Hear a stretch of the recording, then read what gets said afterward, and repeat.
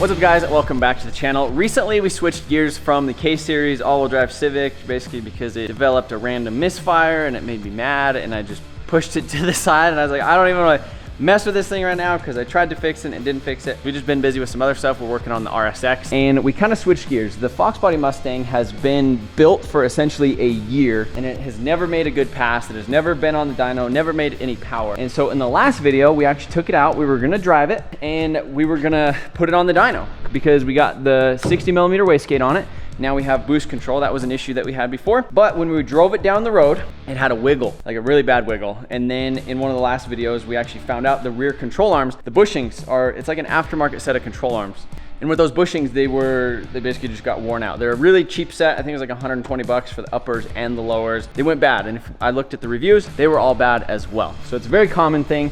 So what I did is I went ahead and ordered these arms right here. So these are adjustable. You can see this is actually like a real polyurethane bushing right there with a greaser. Adjustable ends with rod ends right there, which these aren't gonna wiggle and do a bunch of crazy things. I'm excited about that. Also, since we lowered this thing with the tubular control arms and I think SN95 Mustang knuckles with disc brakes and stuff, I technically need a roll center correction kit. So I went ahead and ordered one of those as well. I'm gonna go ahead and get this thing up on the lift. We're gonna go ahead and replace the control arms. And the nice thing about it being right here is that all we have to do is flip it around and we can put it right here on the dyno and see how much power this thing makes, because literally it's ready to go on the dyno minus the control arms. Before we get on with this video, how much power do you think this thing's gonna make? It's on like 12 pounds on the gate right now. What do you think it's gonna make on 12 pounds? And then what do you think it's gonna make when we turn it up to like maybe 20? Because I think I'd like to make 20.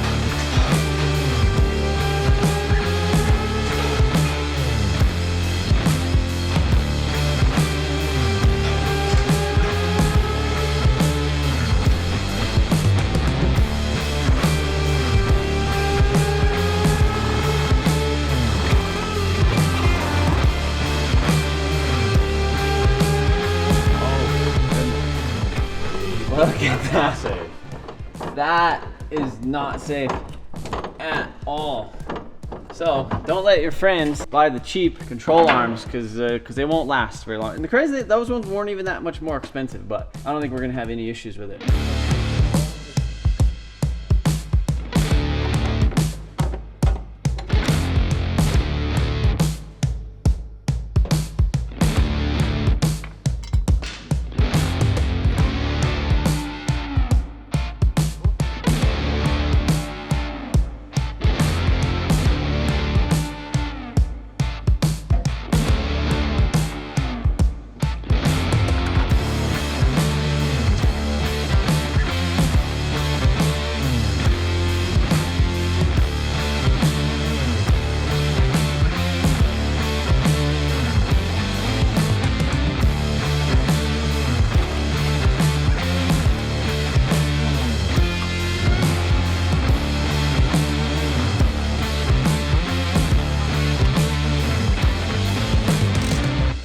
Look pretty good under there.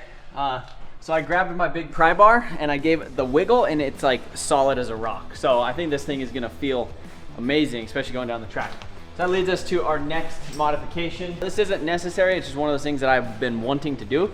The way that it is, this is the SN95 disc brake knuckle, which I guess has the pin height a little bit different. But essentially when the car is sitting here, the knuckle height, like the tie rod ends are like this. Like, you know, you kind of want that stuff parallel. And they're like pointed up like that, like a little birdie, you know, trying to take off for the first time. We don't want it doing that. So this should kind of bring us down about an inch, get us a little bit more level tie rod placement. Not really gonna affect a whole lot of stuff, but you know, if you're driving on the road, you know, little bumps too. You hit a little bump, you go in the other lane, and this thing's already sketchy enough, so we need to make it nice.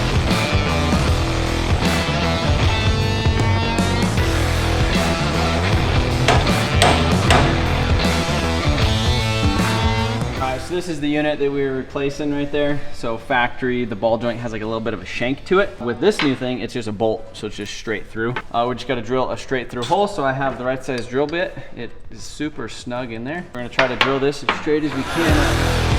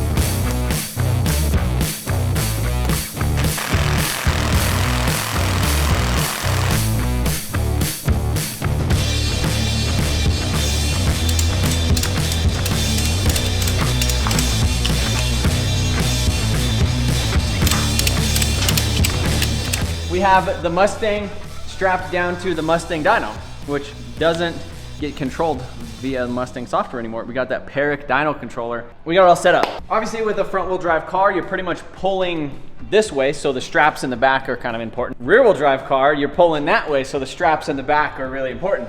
We went ahead and put 2 more anchors right here, kind of give it, you know, the straight line. And then we also have the anchors to the side. That way we could kind of move the car this way to that way. We just wanted to try to be safe. Obviously, like, this dyno stresses me out. It's like, it's a big deal. Like, it's a big operation. You're literally running a car full tilt at a dead stop in the middle of your shop. I've seen videos of dynos and I don't want any crazy things to happen to us. So safety first, we've got as many straps on here as we think we need. Strapped in the front, I went ahead and I calibrated the RPM signal. We have a little thing that goes around the spark plug wire, just like a normal dyno, you know, because it's a dyno. So we have RPM going into the Peric dyno controller. I have this set up in a project file. Technically now we could just put this thing in gear, roll onto it, and just see what happens. My buddy James from Built-In Race, he has done a lot of stuff with the Holley EFI ECUs as far as tuning. Obviously we had my Corvette. We had my Civic on his dyno. He has a Dynacom hub dyno. So he's more familiar with dynos and stuff like that. He's done a lot of stuff with Holley and Turbo LS cars. Why not have him come out, make sure that we're doing everything right with the dyno and the settings, and then also, you know, I want to kind of play with the stuff on the computer, and you know, have him looking over my shoulder, make sure that I'm not doing no crazy stuff. So this thing is on E85. It's a stock Gen 3 4.8. Let's look at the engine bay. So right here we have a Garrett G42-1200 turbo and a beautiful turbo kit. We got a 4-inch intercooler in the front. We have Deatschwerks 1000cc injectors, a full Deatschwerks fuel system, stock pistons and rods. The only thing that we have is a Texas Speed like turbo truck camshaft, stock truck intake manifold. We also have boost control right here going through the Holley. So this is on a Holley Terminator X ECU with a GM 4L80E 4-speed transmission with a like 3500 stall for the torque converter. So we have that 60mm wastegate. The biggest thing that was holding us back all last year from actually messing with this thing was actually the boost control. We have a bigger gate on there. We have the boost control dialed. Last time we had this thing on the street, it made 12 pounds. I think at 12 pounds, this thing's gonna make good power. But what do you guys think? 12 pounds off the gate. How much power do you think it's gonna make? And then obviously we're gonna turn it up a little bit past that. I'm stoked. All right, so we're just gonna roll it on the dyno real quick, make sure the RPM, make sure everything is lined up. I think 3rd gear is probably what we'll do, and just kind of do a quick little, and just see what happens.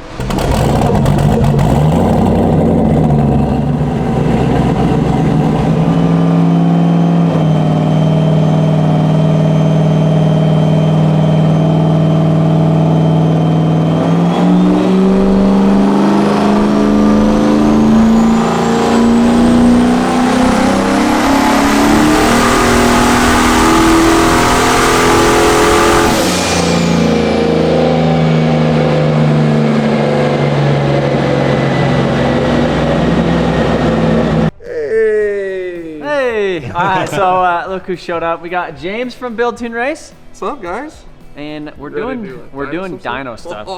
But yeah, what do you think of this thing? We're figuring it out. So I don't know what you had going on. But so I had it set up as torque control. So we had it set up at like a 5% load. Yeah, so inertia plus 5%, which just it's okay, but not. Well, I mean, we could throw 20% at it, but yeah, I mean, I guess it doesn't simulate anything. And what I'm having you set up at 20 mph/s doesn't necessarily simulate it, but what I've noticed is, like on boosted cars, typically it'll be about the same amount of pull time for like a shift, and then also the boost levels will be similar to what you see at the track. Okay. So you underload it, it won't make the same boost. You overload it, it'll make extra boost. That makes sense. So if we can get the dyno to do what we tell it to do. Well, it's been working great. So essentially what we're gonna do is we're gonna go to acceleration control, dyno road speed. So start at 50 miles an hour and then accelerate at 20 mph/s. That seems like... This would be typical to like a ramp run, they would call it. But yeah, no, I guess that's it. Because we did that pull earlier and we had like the 5% load on it and it just was like holding it like for a long time. Like the pull just felt like it took a long time. Obviously we revved it out to 20,000 RPMs. Look what this thing made. The most power ever, 19,953 horsepower. Insane, with a mere 2,700 foot-pounds of torque. Do you have any idea why that number is off right now? It was the RPM, because the RPM, look at that, is 54,000. So I think that little pickup thing was not working. You were trying to use an actual... Yeah. Yeah. But as long as you know usually the rear gear ratio and you can calculate it and verify it before you make a pull, it's super close. You're a little off at the bottom with the converter being loose, but up top it should be coupled. So we'll set this at engine speed calculated, and then I'll right click on this, I think. How do we do it?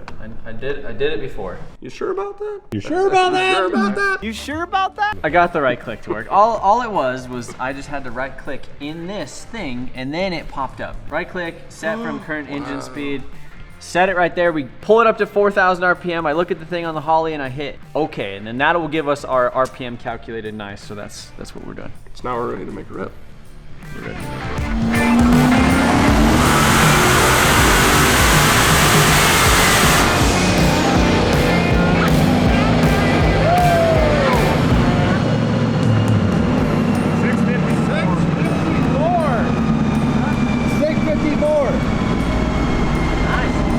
So we just raised the rev limiter a little bit. We're gonna rev it a little bit higher just to see if it keeps making power. James added a little bit of timing. Let's do another pull.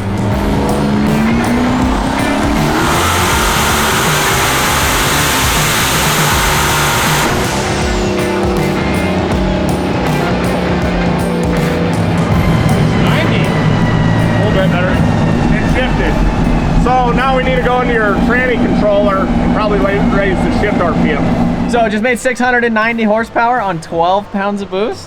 That's not too bad. I think it shift what, 6,500 RPM? Which the setting is at 6. Okay. So we'll raise it and see if that helps hold it all the way up. And we're gonna have the shift point set at what? Let's go 7, and then hopefully it's 71 or 72 is where it lands. Okay. We don't want it to shift. We're trying to dyno in third gear. It obviously shifted to fourth because we were just like revving it past its thing. I'm surprised it didn't hit like a limiter because I had it in third gear here, but maybe. Well, yeah, I don't know why. Because if you physically have it, it shouldn't go into overdrive. Maybe something. Hey, how's it going?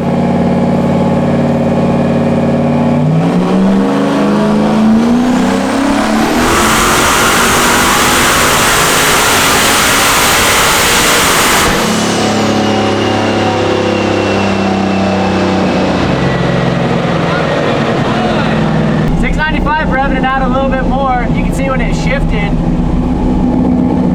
It shifted right there. So, we were wondering why the torque and the RPM was off. Obviously, I locked in the RPM, but the problem is since, you know, we have a smarter car, I guess, an ECU controlled electronic transmission. Basically, I would be cruising at like, you know, 10% throttle. It would shift into third gear at like 40 miles an hour. Well, then as soon as I hit 100% throttle, it's like, okay, this table is not right. So we're gonna downshift to second gear. Basically, we were doing those pulls in second gear. So that's why the horsepower was essentially correct, but the torque just multiplied. So that's why we were at like 900 foot-pounds of torque, which wasn't making sense. But now it does make sense. We were going back through the log and we would start the pull in third gear. I would look at it, third gear, and then at the very top it would shift. So like we were like, oh, third, it was in third, but it actually was in second. We changed some settings with the up-down shift. Now it should stay in third the whole pull.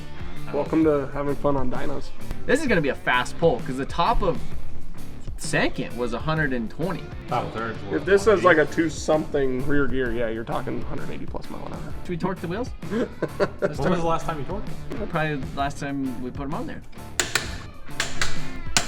Like, it doesn't really feel that sketchy. It feels sketchy when you're not doing a pull.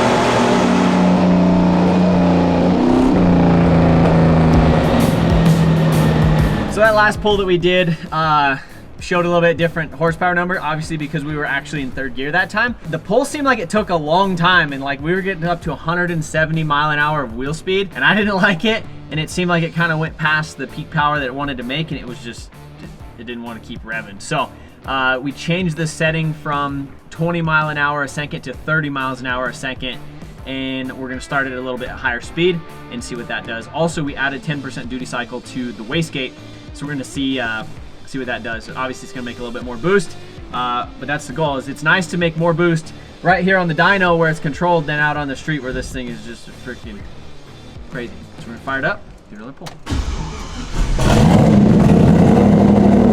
Let's go!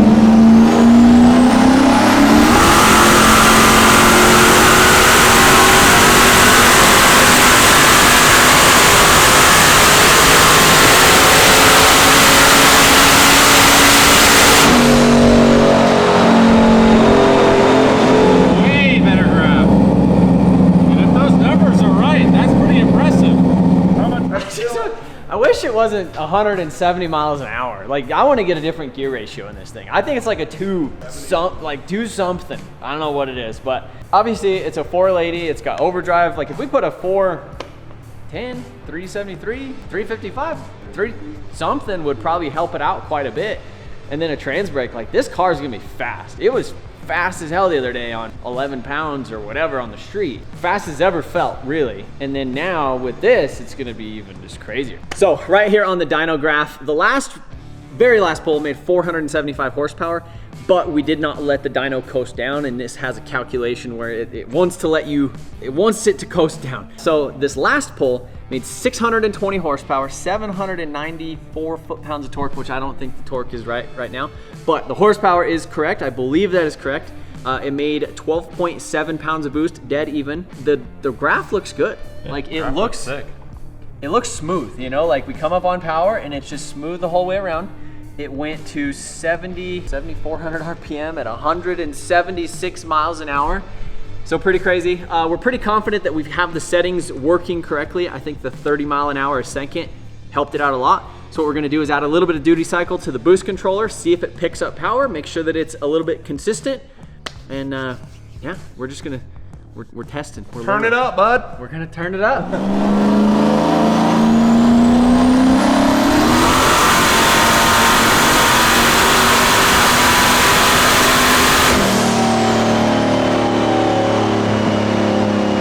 Woo, dude!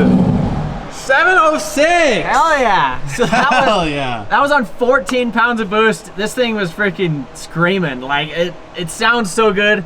I'm stoked that we finally have the dyno working good, that we're seeing numbers, we're seeing change, we're seeing things work. Speaking of work, we have been working on the RSX in the background. That thing has escalated pretty quickly in the past couple of days, and that is gonna be the next video. So appreciate you guys watching. Let me know what you think about this thing. See you in the next video.